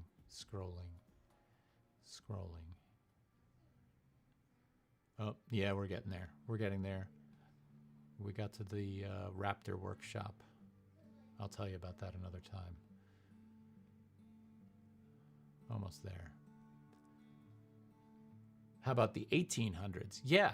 No, I have a couple of her brushes, and you know, I've got them in a glass cabinet of curiosities, like a shrine to her. I'm not touching those. You got some guts pulling those babies out. Okay, there's New Orleans.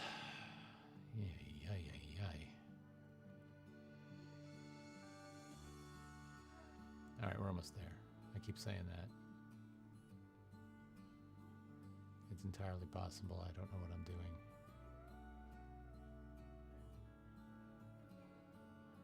Nope, not there. Shoot, I really want to show you this painting,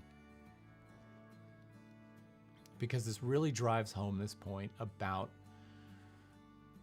not only caring for your brushes as long as possible, but never ever throwing them out once they begin to go. You really gotta like hang on to them, because you can make gold out of those brushes. No. Oh my God. All right, this is pointless. I'm just keeping you guys hanging on here while I scroll 50 miles into photos. All right, forget it. I'm not gonna show it to you. I'll show it to you next time. Oh no, wait. This could be it. That's October. It was just before that. Oh yeah, here it is. Okay, hold on. I've got the section right now. Oh my God, this is 2017. This is 4 years ago. No wonder why it took me so long to find this thing. Here it is. All right, that's it in the works. Let me see if I can pull this down and pop it into the, put it there.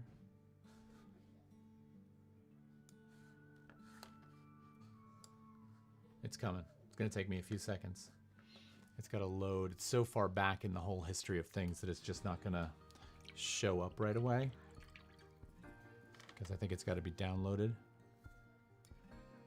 There it is. Okay, so let's pop that into my viewer. And let's go over to...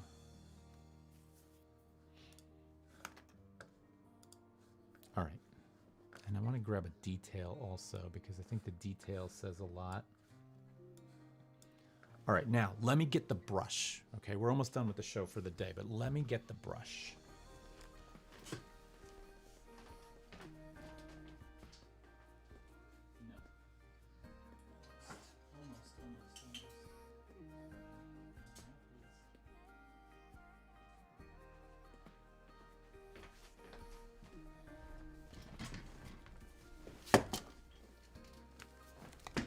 Okay, I'm back. Now, let's see. Let's go over to this cam, and I've got my whole thing of brushes here, but specifically, I want to show you brushes like, is this going to focus? No, let's go to the lower cam. Hold on. All right, look at the tip of this brush. It is a nightmare. It is like a fuzzy paw. It looks like I stabbed a caterpillar and stuck it on the end of here, right? This brush is a disaster. This brush is a disaster. Look at these. You would never, ever, ever want to paint a painting with these, right? However, have a look at this. So this is a landscape that I did, an oil landscape that I did where I just did treetops. And I really wanted to get some depth and some, you know, this kind of sense of leaves on trees.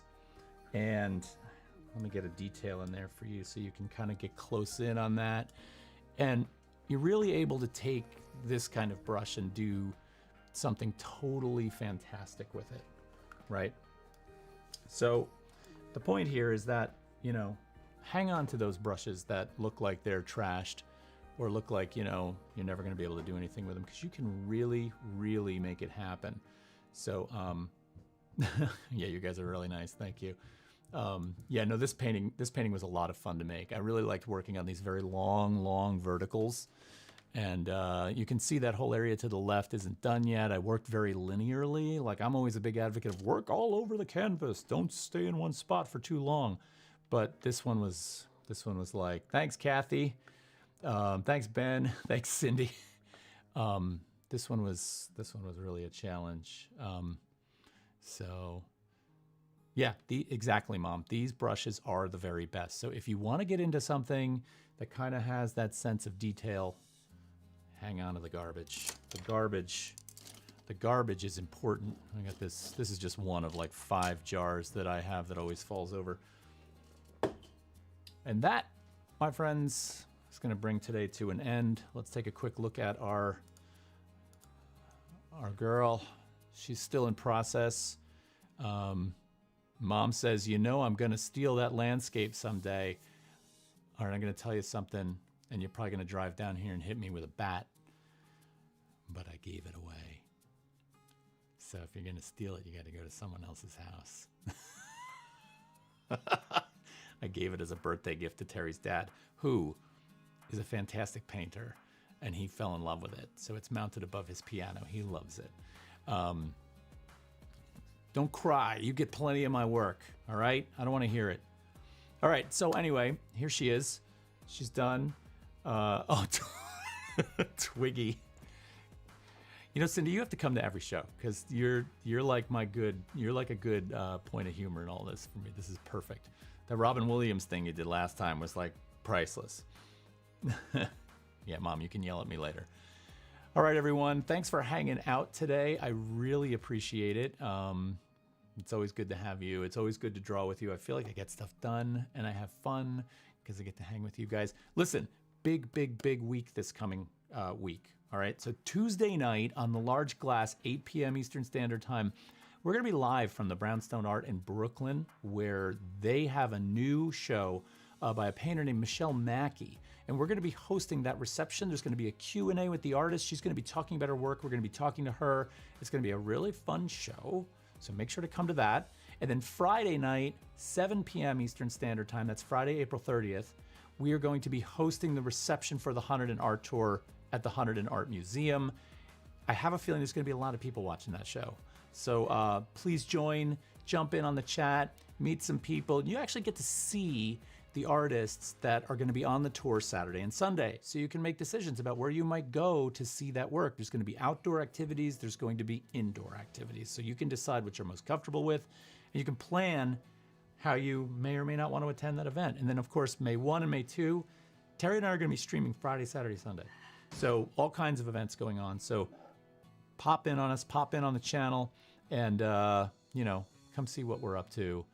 And of course, Sunday next week, we will not have this show proper, but I will announce to you the dates for the cabinet cards on the air. So stay tuned. Anyway, great hanging with all of you, and I will talk to you soon. Have a great rest of your